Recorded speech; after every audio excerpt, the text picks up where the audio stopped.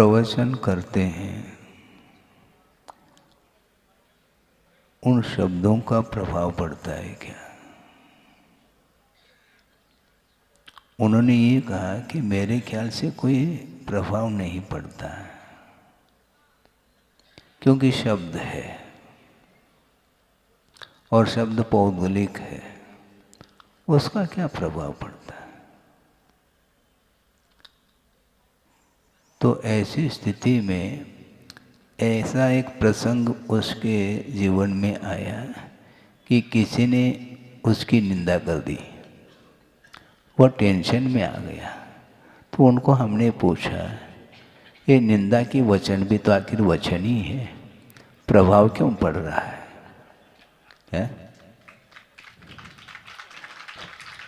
उपदेश का प्रभाव नहीं, और किसी ने आलोचना कर ली, निंदा कर ली, तो तत्काल प्रतिकार का भाव आता है। इससे स्पष्ट है शब्दों का प्रभाव पड़ता है। रही बात यह है कि धार्मिक क्षेत्र में उपदेश आदि का प्रभाव इसलिए नहीं पड़ रहा है अनुपात से, क्योंकि रुचि की कमी है। रुचि जागृत करने की आवश्यकता है। किसी के अंदर कोई वस्तु खरीदने की भाव नहीं भी है तो कुछ डेकोरेट करते हैं तो खरीदने का भाव जरूर होता है। अपने अपने दुकान को आप डेकोरेट करते हैं तो उसके माध्यम से वह मूल्यवान वस्तु नहीं भी है तो भी खरीदने का भाव आ जाता है। तो उसी प्रकार यहाँ पर है, धार्मिक क्षेत्र में आपको रुचि की आवश्यकता है। वस्तुतः संसार से भीति जिसको है वह व्यक्ति निश्चित रूप से संसार से ऊपर उठने का भाव जिसके अंदर आया है, तो ये मान लेना कि धर्म के प्रति रुचि जागृत हो रही है। जब कष्ट आता है जीवन में, दुख की जब घड़ी आती है तो दोनों हाथ जोड़ लेते हैं आप, हैं? किंतु दुख की घड़ी यदि नहीं आती है तो दोनों हाथ जुड़ते नहीं, बल्कि वह हाथ दिखाता है। बहुत कठिन काम है। हाँ, सुख की घड़ी में भगवान को बहुत जल्दी भूल जाता है। इसलिए साता जिसको बोलते हैं, साता वेदनी कर्म जब विशेष जोर मारता है उस समय भगवान को भी भूलता है वह व्यक्ति। और कठिनाई संकट विपत्ति में आ गया तो उस समय प्रतिपल वह भगवान को याद करता है। ऐसा क्यों? क्योंकि वह दुख उसको रुच नहीं रहा है। दुख से ऊपर उठने का भाव उसके अंदर है, इसलिए वह किसी भी प्रकार से दुख से ऊपर उठने के लिए वह प्रभु की आराधना करता है। तो आचार्य ये कहते हैं, तुम प्रभु की आराधना क्यों कर रहे हो? दुख की घड़ी में प्रभु याद आ रहे हैं तुम्हें, जबकि हर पल प्रभु का स्मरण होना चाहिए। क्योंकि जो कुछ भी सुख का वातावरण बना है वह भी जो अतीत में पुण्य का अर्जन किया है उसके प्रतिफल के रूप में ये सामग्री मिली है, ये वैभव मिला है। किंतु ये वैभव नाशवान है। इस प्रकार श्रद्धान जिसके अंदर आ जाता है तो वह व्यक्ति उसको भोगने का भाव नहीं रखता। यदि थोड़ा बहुत भोग भी ले तो भी वह अनिच्छा पूर्वक वो भोगता है। जैसे समझने के लिए, मान लो किसी को बुखार आ गया, बुखार आ गया तो बुखार को दूर करने के लिए क्वात जिसको बोलते हैं, काढ़ा, चिरायता का काढ़ा आप कैसे पीते हैं? पर पिया नहीं जाता। हाँ, जिस प्रकार गन्ने का रस पी लेते हैं ऐसे चाव से उस चिरायते के काढ़े को तो कोई नहीं पीता, लेकिन पीना इसलिए पड़ रहा है उसके बिना बुखार दूर नहीं होगा। टेम्परेचर कम करना है तो ये लेना ही पड़ेगा। तो उसी प्रकार सम्यक दृष्टि की वृत्ति रहती है कि एक साधन के रूप में उसको स्वीकारता है। और श्रमण लोग भी इसी प्रकार पंचेंद्र के विषयों का ग्रहण करते हुए भी उससे वो प्रभावित नहीं होते, क्योंकि ये ग्रहण जो किया जा रहा है श्रवण के द्वारा भी, उसके पीछे इंटेंशन क्या है? इंटेंशन ये है कि रत्नत्रय के अनुपालन करने के लिए ग्रहण किया जा रहा है, यही इसका उद्देश्य है। किंतु गृहस्थ ऐसा नहीं। गृहस्थ जो होता है वह भी भोजन इत्यादि करता है, किंतु चाव से करता है। ये चाव क्या है? ये चाव क्या है? उस रुचि जल्दी जल्दी नहीं, वह चूसता रहता है, क्योंकि जल्दी सटक ले अंदर तो मज़ा नहीं। वो छोटे बच्चे जो है ना, जो चॉकलेट वगैरह गोली वगैरह वो चूसते रहते हैं, उसको खाते नहीं। जितने देर तक चूसेंगे उतने देर तक वह स्वाद आएगा। इसको बोलते हैं विषयों का स्वाद संसारी प्राणी लेता रहता है, जबकि विषय ही पतन के लिए कारण है, ऐसा स्पष्ट किया है। पंचेंद्र के जो विषय भोग्य सामग्री है उसके माध्यम से संसारी प्राणी का पतन होता है, और उसके प्रति यदि अरुचि हो गई, ये हमारे लिए अहितकारी है, ये छोड़ने योग्य है, ये मेरे लिए हितकारी नहीं है, इस प्रकार श्रद्धान करने के बाद भी वह आचरण में जब लाता है तब विकास प्रारंभ होता है। श्रद्धान तो कर लेते हैं, किंतु श्रद्धान करने के उपरांत भी उसी को ग्रहण करता है वो। और आचार्य यहाँ तक कहना चाहते हैं, जब तक ये चयन पद्धति रहेगी, चुनाव जिसको बोलते हैं, पंचेंद्र के विषय हैं उसमें चुनाव क्यों है? नाव में बैठो ना, चुनाव क्यों करते हैं आप? नाव में बैठने का अर्थ उसमें समदृष्टि होनी चाहिए, चाहे वह इष्ट हो चाहे अनिष्ट हो, पदार्थ तो पदार्थ है। भोग के शमन के लिए आहार आवश्यक है, उसमें चुनाव क्यों? रुचता नहीं महाराज है। हाँ, चुरा हुआ है लेकिन फिर भी रुच नहीं रहा है। वो चुरा है लेकिन फिर भी वह रुच नहीं रहा, भा नहीं रहा है। ये भाना क्या है ये? इसलिए वह उसमें विशेष और बगारादिक दे देता है, फिर बाद में वह भा जाता है। उसके बिना भात भाता नहीं है। उबली सब्जी है तो उबल तो दिया, उसको उबाल आने के बाद में वह खाने योग्य तो हो गया। लौकी है मान लो, उसको उबाल करके लेते हैं। कच्ची लौकी मेरे ख्याल से कि कोई नहीं खाता होगा, हाँ कच्ची ककड़ी जरूर खाते हैं। ये क्या है? तो ये ऐसा क्यों नहीं पूछो, यह है प्रकृति है। तो इसलिए उसको और रोचक बना करके वह लेता है, इसी का नाम इंद्रिय विषय माने जाते हैं। आचार्यों ने श्रवण के लिए भी पेट के ऊपर विजय प्राप्त करने के लिए नहीं कहा, किंतु जो रसना है उसके ऊपर विजय प्राप्त करने के लिए उन्होंने कहा है। और ये 5 इंद्रिय जो निरोध है, इसको गुण के रूप में स्वीकार किया है 28 मूल गुणों में।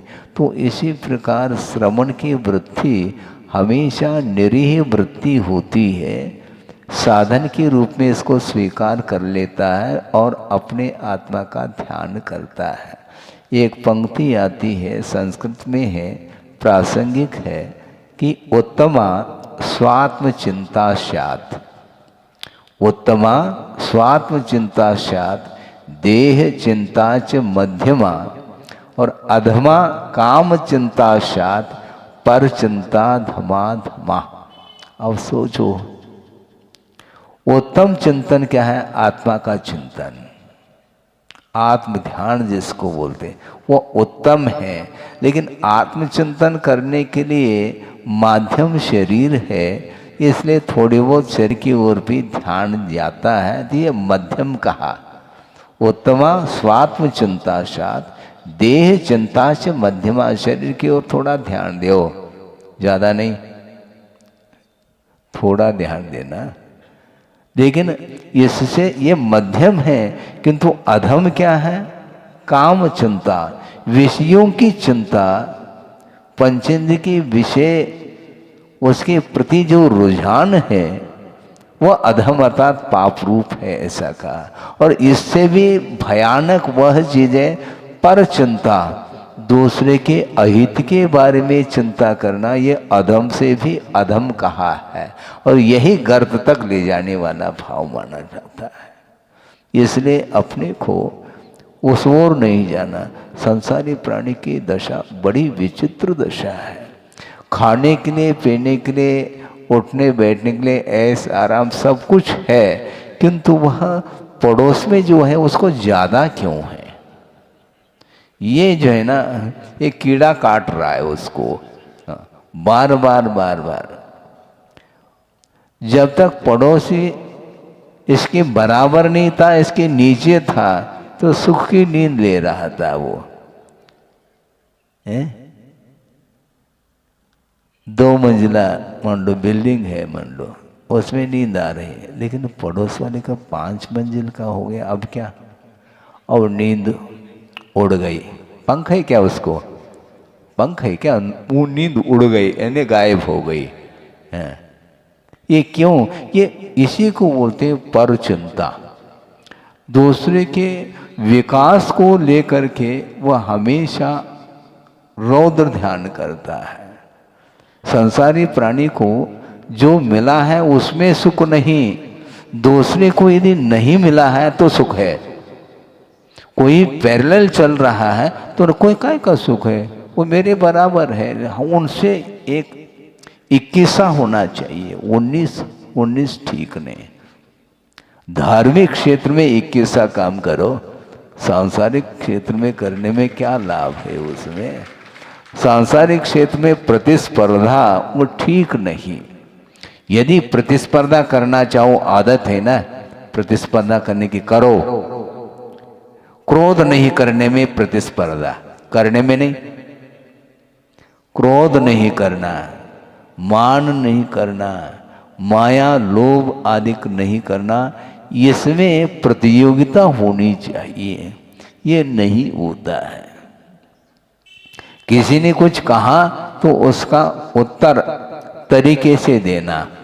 समझ गए तरीके का अर्थ क्या है? जवाब, ईंट का जवाब पत्थर से है, बस। ये उक्ति यहाँ पर समझ में आ रही है। ये नहीं, क्योंकि इसके कारण ही हमेशा अपने परिणाम कलुषित होते चले जा रहे हैं।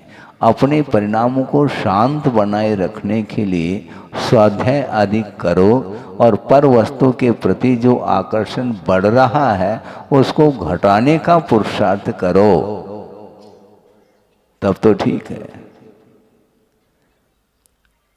कंपैरिजन नहीं। यदि कंपैरिजन करना तो अच्छे अच्छे क्षेत्र में करो। साधना करते हुए भी गुरुदेव ने ये कहा था कि साधना करते हुए भी दृष्टि अपने से जो बड़े साधक हैं उस ओर दृष्टि रखनी चाहिए, तब तो समझ में आ जाता हमें वहाँ तक पहुँचना है, यहीं बैठना नहीं है। अभी बहुत विकास बहुत लंबा चौड़ा है, तो महाराज कब तक साधना करें? फिर आकुलता चालू हो गई। ये आकुलता क्यों? कब तक मत पूछो। जब तक साध्य की उपलब्धि न हो तब तक निरंतर साधना करते रहो, ये कहा है। रुको नहीं, मार्ग में रुकना नहीं चाहिए। आप जीना चढ़ते हैं, वो बैठने के लिए क्या? खड़े होने के लिए क्या नहीं, वहां से निकलना है, छत तक पहुंचना है, तब तो जीना लगाया। तुम जीना चाहते हो तो चढ़ो, मरना नहीं, जीना चढ़ो। यदि जीना चाहते हैं तो ये सोपान है, ये मार्ग है, मोक्ष मार्ग पर आप अविरल आगे बढ़ते रहो। भले अपनी क्षमता के अनुरूप बढ़ो, किंतु बढ़ना चाहिए। गाड़ी रिवर्स नहीं होनी चाहिए। एक बार आगे बढ़ गए तो बढ़ गए, मुड़ कर के देखना नहीं हमने इतना छोड़ा। अरे छोड़ा कहाँ तुमने, अभी भी याद है तुम्हें? हाँ, अभी भी याद है। अरे त्याग करने के बाद उसको याद नहीं रखना हमने इतना त्याग किया, तो उसके प्रति पुनः लगाव हो जाता। तुमने थोड़ी इतना त्याग किया, हमने इतना किया। अरे इतना किया, त्याग किसका किया जाता है? पर तुम्हारा है क्या? तो त्याग क्या हुआ मुझे बताओ? वह छोड़ने योग्य ही है, ग्रहण करने योग्य पंचेंद्र के विषय है ही नहीं, उसको ये कहा है।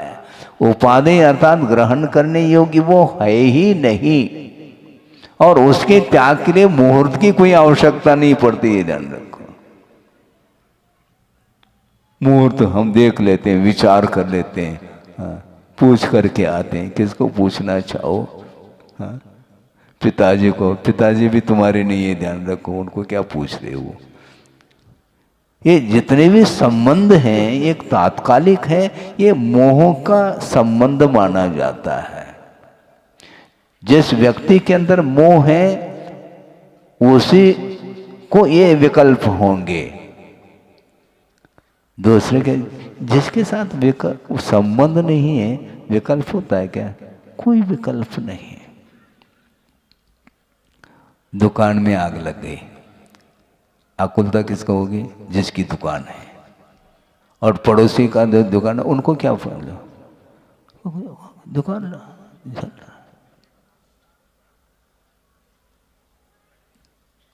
दुकान जल रहा है, तो आग लग गई दुकान में, और ये दिमाग में आग लग गई।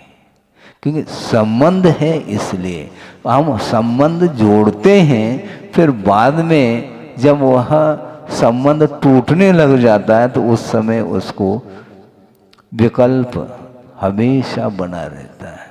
आप यहाँ पर बैठे हैं और आपका बेटा कहाँ पर बैठा है? वो बेटा कहाँ है? यहाँ नहीं, उसको पढ़ने के लिए भेजा है, और अमेरिका में पढ़ रहा है, मान लो पढ़ाई कर रहा है, और आप यहाँ पर बैठे हैं। हेलो, तो आप ही अपने मोबाइल को उठाएंगे, उसके साथ संबंध जुड़ा हुआ है। वो हजारों किलोमीटर दूरी पर है, इसके बावजूद भी आपका संबंध उस बेटे के साथ है। इसको बोलते हैं वायरलेस कनेक्शन। क्या है? वायर नहीं, लेकिन मन का जो संबंध है वह बना हुआ है। और वहां पर मान लो शोर हो गया तो यहाँ शोर मचने लग जाता, शोर लग जाता है, और वहां पर सूतक तो यहाँ सूतक। ये सूतक पातक, ये संबंध बिना संबंध के संभव नहीं है। वो दूर है इसलिए आपका संबंध टूटा है, ऐसा नहीं, जुड़ा हुआ है। तो इसीलिए परिवार के साथ, अन्य वस्तुओं के साथ जब तक हमारा संबंध, अटैचमेंट रहता है, तभी तक हमें विकल्प होंगे। और एक बार त्याग कर लिया, बस अब कोई विकल्प नहीं। त्यागने के उपरांत में हमने इतना त्यागा है, ये प्लेट पर लिखना चाहिए। अरे पुनः क्या क्या लिखना चाहो आप? चक्रवर्ती, वह अपना नाम अंकित कर रहा है। ये नाम क्या है? ये क्या है? ये नाम किसका नाम है? अनंत तीर्थंकर चले गए, उनका नाम याद है आपको? महाराज वर्तमान चौबीसी के नाम भी याद नहीं है, भूतकालिक जो चौबीसी है वो याद नहीं, और भविष्य काल संबंधी जो चौबीसी वो याद नहीं। विदेह क्षेत्र संबंधी 20 तीर्थंकरों के नाम याद नहीं आपको, तो अनंत तीर्थंकरों के नाम किसको याद है? लेकिन इसके बाद में हमारा नाम होना चाहिए, हमारा नाम होना चाहिए। ये नाम क्या है? वस्तुतः नाम निक्षेप का जो प्रयोजन है वह इतना है कि व्यवहार चलाने की अपेक्षा से है, इससे ज्यादा कोई नाम नहीं। किंतु उस नाम से अपने आप को वह हर्ष का अनुभव करता है। ये क्या है? ये संबंध यूं जुड़ता है, जबकि शरीराश्रित ये सारी क्रियाएं हैं और शरीर समाप्त हो गया, फिर नया पिक्चर चालू होगा, पुराना समाप्त। जीवन भर जिसके साथ तुमने संबंध रखा था, पारिवारिक संबंध, और अवसान होते पूरा परिवार यही रहेगा और अकेला एकाकी चला जाता है। तो कहाँ पर उसको उत्पन्न होना है, वहाँ पर कौन कौन से संबंध मिलेंगे, और नए सिरे से उसका जो है ये रील चलता रहता है। इसलिए ये सब कुछ पदार्थ जब नश्वर है तो उसको लेकर के क्यों इस प्रकार आकुल व्याकुल होते हो? इसलिए आचार्य कहते हैं सबसे बढ़िया तो यह है कि वो तमास्वात्म चिंता सात, देह चिंता। जब ये देह के प्रति एक साधन है ऐसा मान करके उसके लिए आवश्यक जो है वो दे दिया। जैसे मान लो मशीन है तो पेट्रोल की आवश्यकता है, और मान लो मशीन गाड़ी गैरेज में है तो पेट्रोल की आवश्यकता नहीं, चलाना थोड़ी उसको। जब वाहन को चलाते हैं तो पेट्रोल की आवश्यकता। तो गुरुदेव का ये कहना था कि इट इज आल्सो मशीन, ये मशीन है, इसके लिए थोड़ी बहुत पेट्रोल की आवश्यकता है। और अच्छे पेट्रोल दो, छना हुआ प्रासुक दे दो पेट्रोल, लेकिन हिसाब से दो। मशीन को चलाना है, ओवर क्यों? ओवर कोई आवश्यकता नहीं, जितना आवश्यक है उतना दे दिया, बस हो गया। अब पुनः उत्तम स्वात्म चिंता में आ जाता है। इस प्रकार साधक की जो प्रवृत्ति होती है वह हमेशा भीतरी साधना करने के लिए ही वह शरीर के लिए थोड़ा बहुत दे देता है और वह अपना काम करता रहता है। राग द्वेषादि भावों से बचने के लिए अपने को अंतरंग साधना की आवश्यकता है, ऐसा कहा है। महाराज ये जो कुछ भी आप विषय सामने रख रहे हैं ये तो श्रवण के योग्य, हमारे लिए भी तो कछु कहो, तो आपके लिए हम क्या कहें? आप यदि श्रवण बन जाते हैं तो अच्छी बात है, यदि नहीं है तो कम से कम श्रवण की उपासना करते रहो। श्रवण की वैयावृत्ति सेवा करो,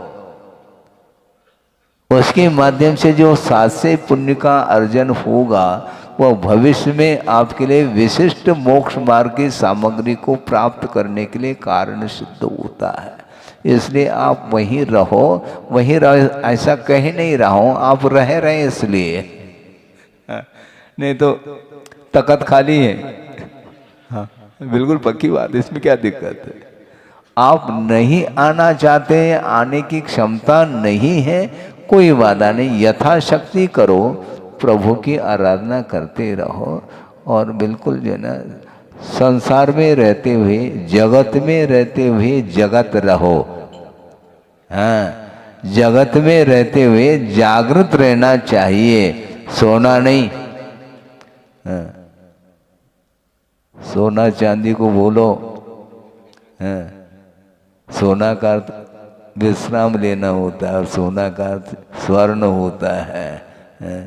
ये ठीक नहीं, सोना चांदी ये वैभव जायदाद वो ये सारे नश्वर है, ये पर वस्तु है और पर वस्तु को लेकर के हमेशा विकल्प में आता रहता, टेंशन बढ़ता है। उसको लॉस हो गया दुकान में तो ये लॉस रह जाता है, हार्ट फेल हो गया, अब क्या करे फिर? तनाव में आ गया, डिप्रेशन में आ गया, वह हार्ट अटैक हो गया, खत्म हो गया वो। क्यों? दुकान लॉस हुआ तो इधर लॉस पड़ा हुआ है। ये संबंध है, ये मोह का एक ऐसा संबंध है, उसको तोड़ना भी चाहो तो वह टूटता नहीं। वो भयानक संबंध है, अटैचमेंट। हाँ, इसलिए श्रमण किसी से भी अटैच नहीं रखते, क्योंकि अटैची छोड़ दी उसने, अटैची छोड़ दी। अब अटैचमेंट क्या वस्तु है? किसी के प्रति भी लगाव नहीं, यदि है भी तो धर्मानुराग है। हाँ, सबके प्रति अनुराग हमारा रहेगा, किंतु वैश्विक कोई भी संबंध, रिलेशन नहीं। सबके प्रति सबका कल्याण हो, सुखी रहे सब जीव जगत के, कोई कभी न घबरावे। ये पंक्ति उनके अंदर हमेशा बनी रहती है। सबको सुख प्राप्त हो भगवान, ये भाव रखते हैं। इसके उपरांत भी किसी खास व्यक्ति से अटैच रखें नहीं, कोई अटैच नहीं। चक्रवर्ती भी हो, सामान्य व्यक्ति भी हो, कोई भी हो, इंद्र हो, जीव सामान्य की प्रति कल्याण की भावना रखने वाला जो होता है वही धर्म ध्यान करता है। हमें धर्म ध्यान करना है। और गुरुदेव ने यहाँ तक कहा कि दूसरे के निमित्त से अपना धर्म ध्यान होता है। आप यहाँ पर नहीं भी बैठते मान लो तो भी हम स्वाध्याय कर लेते हैं, तो आपके स्वार्थ मैं स्वाध्याय कर रहा हूँ, लाभ आपके लिए भी हो रहा, तो हमारे लिए कौन सी हानि है। महाराज इसलिए तो हम कहना चाहते हैं, क्या वही शीतकाल,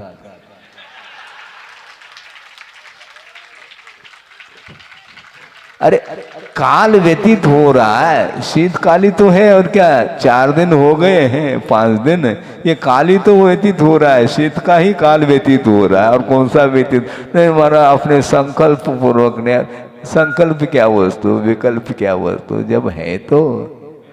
लेकिन महाराज वो इसमें हमें विकल्प होता है, परमानेंट नौकरी चाहते हैं, टेम्परेरी परमानेंट चाहते हैं। तो ये परमानेंट और ये टेम्परेरी क्या वस्तु है?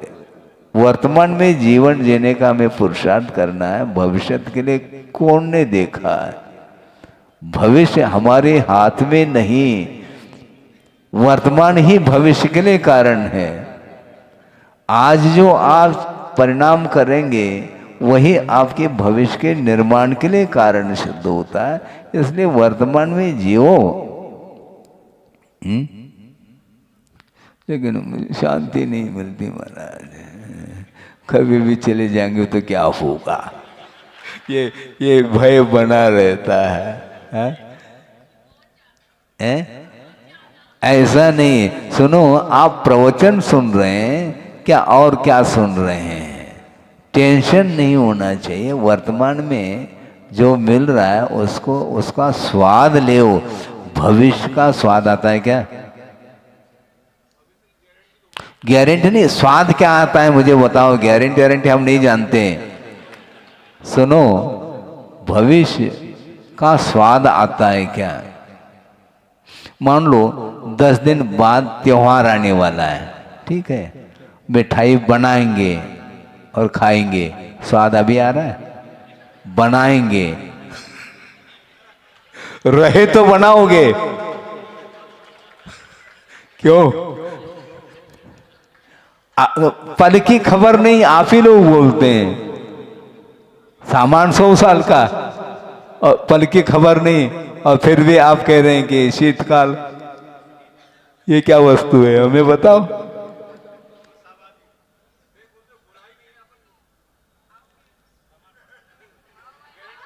है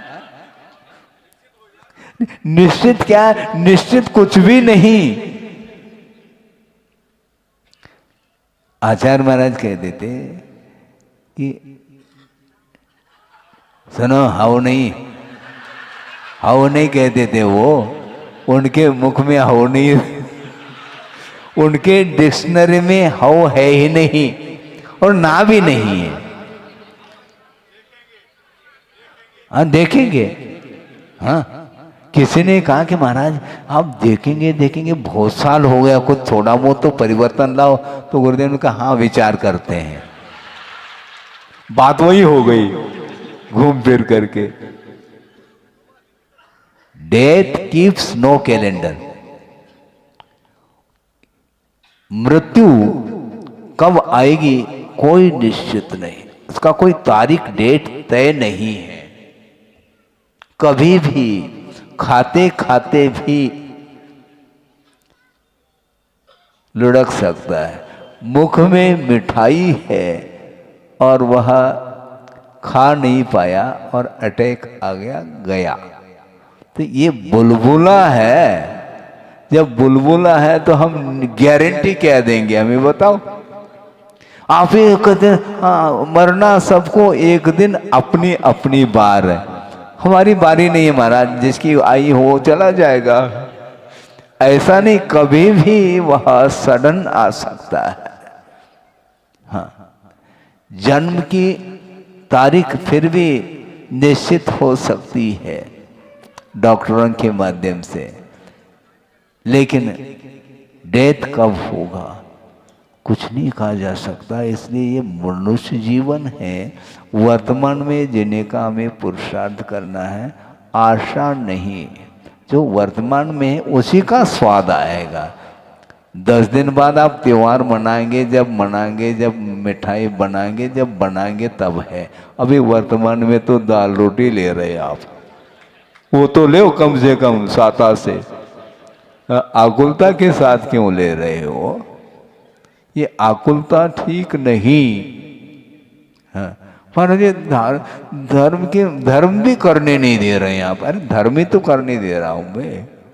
वर्तमान में धर्म करने के लिए अवसर है, उसका पूरा पूरा लाभ लो।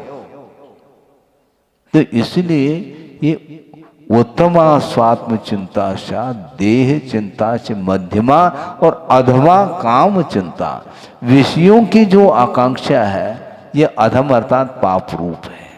और इसके आगे और दूसरे के अहित के बारे में सोचना, दूसरे के विनाश के बारे में सोचना, ये पाप से भी भयानक पाप माना जाता है। जो वर्तमान में हमने सुना था युद्ध वगैरह होते हैं, यूक्रेन है, कितने सालों हो गए युद्ध करते करते हैं। 2-2.5 साल से युद्ध कर रहा है, रूस के साथ शायद कर रहा है वो। सोचो विचार करो, ये सब क्या है? ये पर चिंता, दूसरे के अहित के बारे में सोचना ये ठीक नहीं। सभी जीव जिए शांति के साथ, लेकिन है ही नहीं। एक आधिपत्य के कारण ये सब कुछ होता है। स्वामित्व का जो भाव है वही इसके लिए अहित के लिए कारण बन रहा है। सबके ऊपर मैं कंट्रोल हैंडल मैं ही करूं।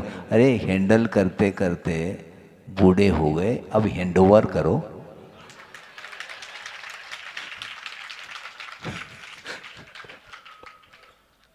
नाती हो गया, अभी भी हैंडओवर नहीं कर रहा हूं। अब सोचो विचार करो क्या करना चाहिए। हैंडल करते रहो आप, क्या क्या हैंडल करना है। 2 हाथ है, उसका उपयोग करो, भगवान के सामने हाथ जोड़ो और दूसरे के लिए हैंडओवर करो तो और अच्छा। लेकिन होता नहीं, ये स्वामित्व, ये चाबी छूटती नहीं, क्योंकि चाव है इसलिए चाबी नहीं छूटती। हाँ मैं चला रहा हूं परिवार को, उसका जो रस आता है वो अलग ही ढंग का रस, वह रसगुल्ले से भी ज्यादा आता है। हाँ खाने पीने की क्षमता नहीं शरीर में, लेकिन नियंता मैं इसको कंट्रोल कर रहा हूं, पावर मेरे पास है। ये एक मेंटेलिटी है, एक मनस्थिति है, इसमें कुछ भी नहीं आता है किंतु इसमें रस आता है उसको, इसलिए वह बना रहता है। सोचो 80 साल हो गया, 90 साल हो गया, अभी भी वह लाठी टेकता टेकता टेकता मंदिर नहीं आ पा रहा है, किंतु दुकान तो जा रहा है वो। मतलब अब सोचो, मंदिर पास है, दुकान दूर है, लेकिन जा रहा है वो। रुचि, अभिरुचि इसी को बोलते हैं। इसलिए अनंत काल से यही करते आए हैं। कब तक करना है? आपने निवेदन किया प्रवचन के लिए, लगभग 30-35 मिनट हो गया, 10 बज गए हैं, पता नहीं पड़ा होगा, नहीं पड़ता। वो इसी प्रकार उपयोग लग जाता है तो टाइम का पता नहीं चलता, और मिल जाए ये भाव रखते हैं। ठीक है, रुचि होनी चाहिए, लेकिन वस्तुतः वस्तु का स्वरूप क्या है, इस ओर ध्यान रखेंगे तो बिल्कुल अच्छा नहीं लगेगा संसार। फिर स्वरूप का परिज्ञान होते ही वो छोड़ने के लिए वह तत्पर हो जाता है। महाराज अब नहीं,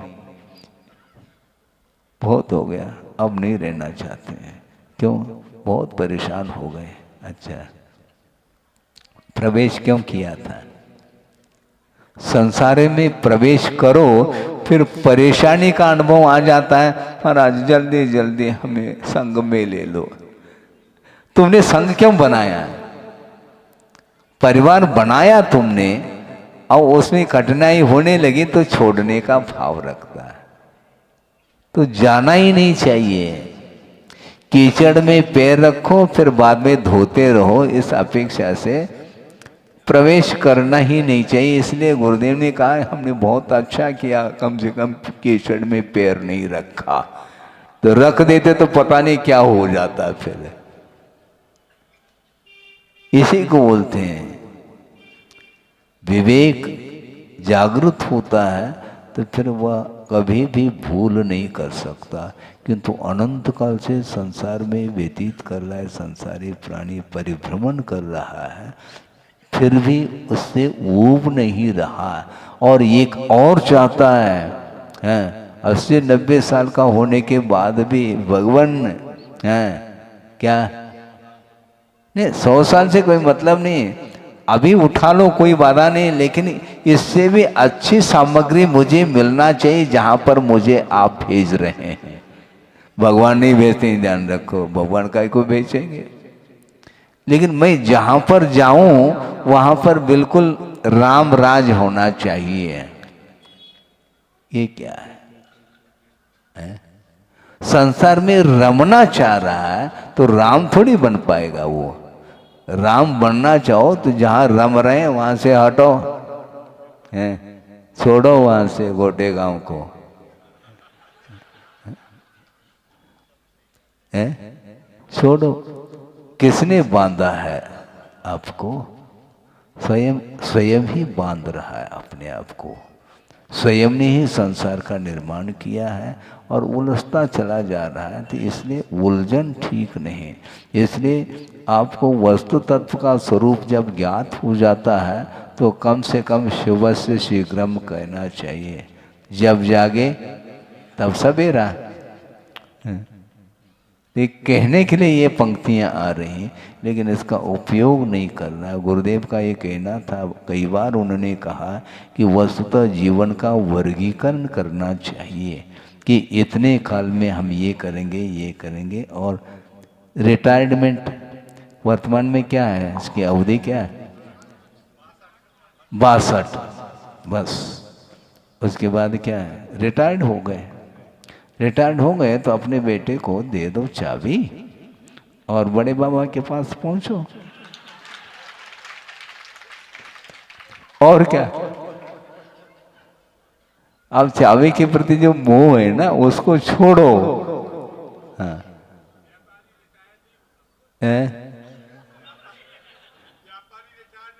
नहीं होता है, होना पड़ेगा, ये ध्यान रखो। क्योंकि जब समस्या खड़ी होती है,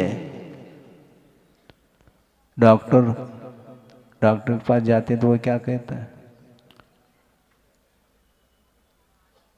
हार्ट जो है ना 25% काम कर रहा है, ब्लॉकेज आ चुके हैं 2-2, 3-3, 90, 95% ब्लॉकेज।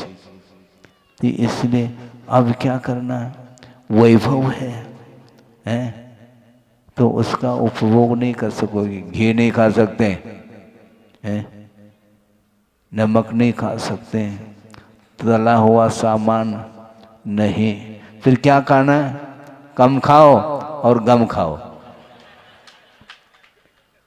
बहुत खा लिए अब नहीं खा सकते हैं। फिर कार है ना, कार में कार नहीं, अब कार में बैठ ही नहीं सकोगे, फिर क्या करेंगे, एम्बुलेंस में। कार अलग है और एम्बुलेंस अलग है।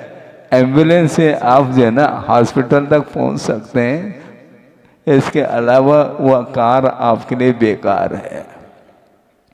ये जो कुछ भी वैभव है वह केवल है, किंतु आप स्वयं ही, आपकी गाड़ी खराब हो गई, इसलिए शरीर बिगड़ने के पहले ये वार्निंग है। दांत चले गए और दूसरा सेट लगा रहा है वो, आंखें काम नहीं कर रही, चश्मा है, बाल सफेद हो गए, इसको काले कर रहा है वो। ये सब क्या करना चाहो तुम, काला करो पीला करो, रोक नहीं सकेगा। जन्म हुआ है तो निश्चित रूप से इसमें अपवाद नहीं, जिसका जन्म हुआ निश्चित रूप से मरण होना है। तो ऐसी स्थिति में मरते दम हम धर्म ध्यान करते हुए यदि मरण को प्राप्त हो जाए तो निश्चित रूप से भविष्य में बहुत जल्दी ये जन्म मरण ये समाप्त हो, इसके लिए सब कुछ ये वो परिक्रम है, उपदेश भी उसी के लिए। इसलिए ज़्यादा समय नहीं लेते हुए इतना ही कहना चाहता हूँ कि जानने के लिए बहुत कुछ ज्ञेय पदार्थ हैं, किंतु छोड़ने योग्य केवल राग द्वेष मोह है। इसमें उलझ रहा है संसारी प्राणी, और संसार से ऊपर उठने के लिए हमेशा देवगुरु शास्त्र की आराधना में लगे रहेंगे तो निश्चित रूप से आत्मा की उन्नति हो सकती है। हो इस पवित्र भावना के साथ। अहिंसा परमो धर्म की जय।